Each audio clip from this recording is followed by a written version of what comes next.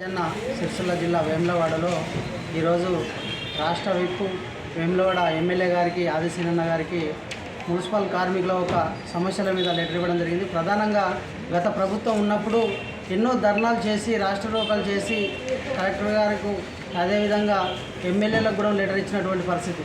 Elevens PRC ప్రకారం ఆగిపోయినటువంటి వేతనం 6 నెలల వేతనం ఆగిపోయిందని కూడా గతంలో ఎన్నో లెటర్లు ఇవ్వడం జరిగింది. కానీ ఒక 2 నెలల వేతనం వేసి కడమై వాళ్ళ ఒక కార్మికులై మురికిలో తేలుతున్నటువంటి పారిశుద్ధ కార్మికుల ఒక శ్రమ మీద వాళ్ళ ఒక జీతాలు ఇవ్వకుండా ఆపినటువంటి పరిస్థితి ఉన్నది. ఇలా ప్రధానంగా మేము కోరేది ఒకటే, ఈ ప్రభుత్వాన్ని ఇలా వాళ్ళని ఒక మున్సిపాలిటీ కార్మికులను గ్రామ పంచాయతీ కార్మికులను ప్రభుత్వ ఉద్యోగులుగా గుర్తించాలి.